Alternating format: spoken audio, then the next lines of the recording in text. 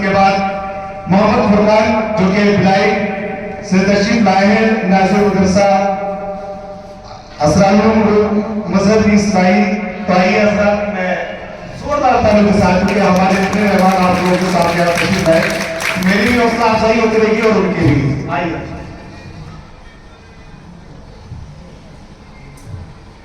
السلام علیکم ورحمۃ اللہ وبرکاتہ. الحمد للہ وحدہ والصلاة والسلام علی من لا نبی بعدہ. قال رسول اللہ صلی اللہ علیہ وسلم الدال علی الخیر کفاعلہ او کما قال علیہ الصلاۃ والسلام. میں سب سے پہلے تو ڈاکٹر ناظم صاحب کا بہت شکر گزار ہوں کہ انہوں نے بروقت ایک قدم اٹھا کر ہمارے دلوں کو جھنجھوڑا. بلکہ اگر میں اس سے آگے بات کہوں تو شاید مبالغہ نہ ہوگا.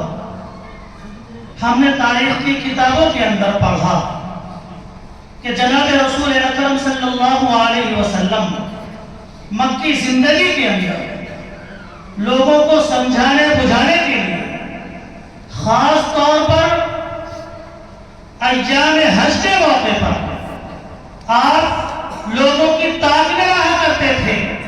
کبھی کسی قبیلے سے ملتے، کبھی کسی قبیلے سے ملتے، ان کی دلجوئی کرتے، اللہ کے احکامات ان کے قلوب میں اتارنے کی کوشش کرتے، اور ساتھ ہی پیچھے پیچھے ان کا چچا ابو طالب ابو لہب وہ ان کے پیچھے پیچھے دوڑتا اور یہ کہتا ہے اس محمد کی بات مت سننا، جو اس کی بات سن لیتا ہے وہ اسی کا ہو جاتا ہے. میں نے پرسوں ڈاکٹر ناظم صاحب کو نیٹور کی گلیوں کے اندر گھومتے ہوئے دیکھا. شاید ان کی نظر مجھ پر نہ پڑی. میں نے دیکھا کہ ٹھیلے والوں کے پاس پہنچے، کبھی دکاندار، کبھی دکان والوں کے پاس پہنچتے، کبھی راستے میں کھڑے ہوئے لوگوں کے پاس پہنچتے اور ان کی ٹھولیوں کو کھٹاتے اور مستقل طریقے پر یا ان سے مطالبہ کرتے کہ اللہ کے بندو 23 دسمبر کو ہمارا ایک پروگرام ہونے والا ہے، اس کے اندر آپ لوگ شریک ہونا. اللہ کا شکر ہے آج وہ دن ہمیں دیکھنے کو ملا. بزرگوں اور دوستوں ایک پلہر ہے ان کے دل کے اندر، ایک طرف ہے کاش یہ پلہر مسلمان ہر نوجوانوں کے دلوں کے اندر پیدا ہو جائے تو مسئلہ ہمارا آسان ہو جائے. ایک موقع پر جناب رسول اکرم صلی اللہ علیہ وسلم کے پاس ایک دیہاتی تشریف لائے اور وہ دیہات کا رہنے والے عرض کرنے لگے یا رسول اللہ میں نے ایک بہت بڑا گناہ کیا، کیا میری مغفرت ہو جائے گی؟ توجہ دینے کی بات ہے.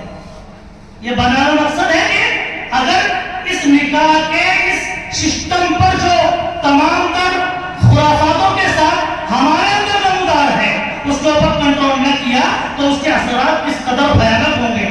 یہ آج کا مسئلہ نہیں، اسی زمانے سے چلا آ رہا ہے. جناب رسول اکرم صلی اللہ علیہ وسلم کی خدمت میں ایک صحابہ آئے، عرض کرنے لگے یا رسول اللہ میں نے بہت بڑا گناہ کیا، کیا میری مغفرت ہو جائے گی؟ آپ نے فرمایا ہاں مغفرت ہو جائے گی، میرا رب بڑا کریم ہے. یا رسول اللہ اتنا بڑا گناہ کیا ہے کہ اگر اس گناہ کو ایک پلڑے میں رکھ دیا جائے، دوسرے پلڑے میں آسمان زمین رکھ دیا جائے، ساری کائنات کو رکھ دیا جائے، میرا گناہ کا پلڑا جھک جائے گا. اتنا بڑا گناہ کیا ہے، کیا میری مغفرت ہو جائے گی؟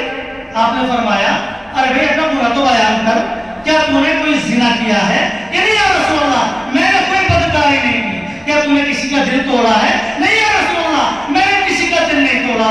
بس گناہ اتنا بڑا ہے کہ اگر اس گناہ کو ایک پلڑے میں رکھ دیا جائے، کائنات کے سارے نظام کو ایک پلڑے میں رکھ دیا جائے تو میرا گناہ جھک جائے گا. آپ نے فرمایا گناہ تو بیان کر.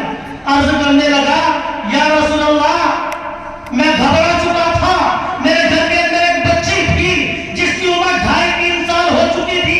وہ بچی تھی جب میں باہر سے مزدوری کر کے اپنے گھر کے اندر آتا تو وہ بچی دور سے دیکھ کر ابو ابو کہہ کر میری آغوش میں آ جاتی، بڑا پیار کیا کرتی تھی. لیکن ایک دن کا واقعہ ہے، ابو جہل راستے میں ملا، راستے میں ابو جہل ملا، میرے کندھے پر ہاتھ رکھا اور کہنے لگا فلانے میں نے سنا ہے تیرے گھر کے اندر